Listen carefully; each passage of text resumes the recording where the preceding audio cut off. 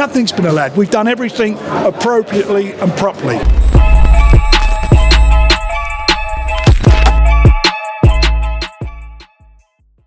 Moving on to this week, obviously yesterday we saw the first face-off on the top of the O2. It looked like Derek Chisora didn't really want to go up there.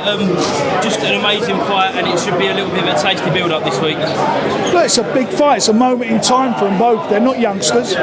One's going to win, one's going to lose, because it certainly won't go the distance, in my opinion. And for the winner, he'll go on, and the loser, I don't know where he goes because of his age. Is it the end of the road for Joe Joyce if Derek does do it? I think whoever loses this fight is going to have a real tough problem getting back to the top. You know, neither of them can afford it at their age. They can't afford it.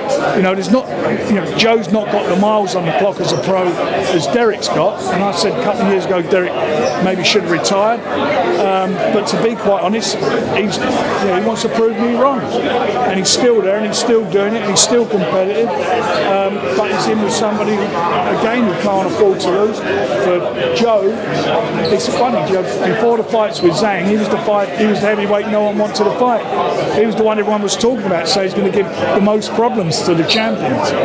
So he's got to get himself really back in contention, and he's got to do that by putting in an emphatic performance. I don't know if you saw the head-to-head hosted by Dev. Quite a bizarre finger.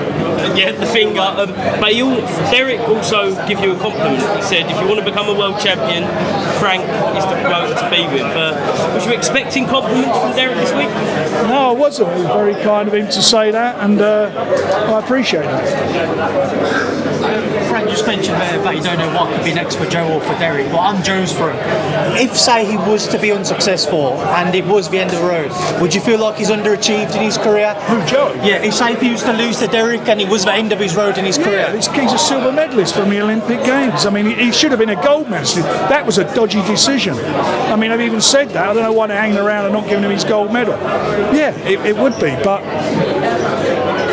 we've got to see, what Derek can bring to the table now. Derek's got to prove feels he's got something to prove, and he has got to prove something. He can still compete at that level, and so has Joe. And Joe Joyce losing this fight, I don't know. I think he's got a real tough road back if he can get a road back.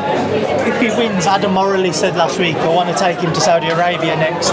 Is that the plan, provided Joe comes through? Look, Adam's been a brilliant manager. And Joe's a really nice guy. Derek has been as well. There is a prize there, that whether it be Saudi Arabia or a big show in the UK, there are some really big fights out there for the winner of that fight, and they could get themselves in a position very quickly to maybe become fighting as a challenger for a world title, or depending what happens with the belts, whether they fragment, being there fighting for a vacant title. Who knows? But you've got to win it to be in it. Sticking with it, right? Moses Atama versus Marius Vax, a great fight. What do you expect? Do you expect to see tough rounds for Moses on Saturday, or do you expect to see him stop as very tough and durable man? Look, Moses catching you've got a problem. He's a good finisher, and what we're trying to do is get him some rounds. So we brought in a guy who's experienced. I mean, he's been in with Klitschko's. I mean, he's got a wealth of experience. And for me, if I was him, what am I going to do? I'm going to try and old man him. I'm going to take him into later rounds. So Moses has got to show what his boxing IQ is about. He's still a teenager. He's only 19, and he's been stepped up. You look at other than Tyson, you look at most of the guys, none of them turned pro till they were in their 20s. You talked about Joe Joyce earlier. How old was he when he turned pro? 28, 29? You look at Harold was AJ when he turned pro. He's a teenager. Frank, away from that, there was a report last week saying that Queensbury might set up a broadcasting deal with DAZN moving into next year. Is there anything on that you can talk to us about? We have a contract and a relationship with TNT, was BT, TNT, and we have a great relationship, working relationship, and that continues. Would you expect to see that renewed in 2025? We will see. Yeah, Frank, just on that line, are the conversations ongoing with TNT to continue the deal, or is it finalising? What you're ongoing? I don't know where you're getting the ongoing from. There isn't any. We have a contract, I've just said, with TNT, that's it. But further to that contract, is the interest there from TNT to See what happens. We see what happens when that contract expires. Can you confirm that there's an offer on the table from DAZN? We will see what happens when that contract expires. We have a contract, and that's the last thing I'm going to say on the matter. With the signing of Brandon Lee, that would then indicate that potentially you're looking to do overseas fights and fight nights. Does that, it kind of makes sense that we do overseas fights. We do them already. America. Well, it's nothing unusual. I mean, we launched Showbox in America. You know, we've done God knows how many shows over the years have done in America, and we made a decision after Box Nation. We made a real conscious decision to focus on here, the UK, and build a base here and build a group of fighters that we feel can go on and then fight around the world or in America.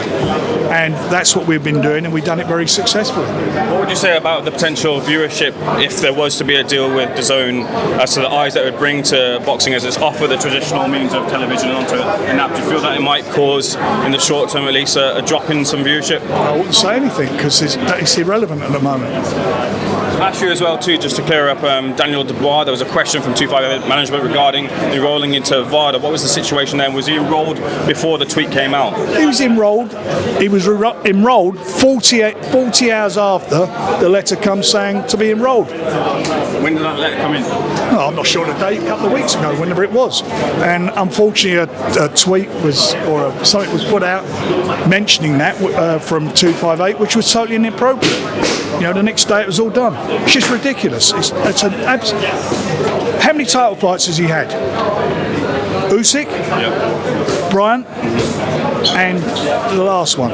All VADA tested. So what is anyone trying to make about this? Fights on the 21st of September. I don't know where it's going. What is this bullshit all about? He's enrolled. They're both enrolled. And by the way, he gets tested regularly by UCAD.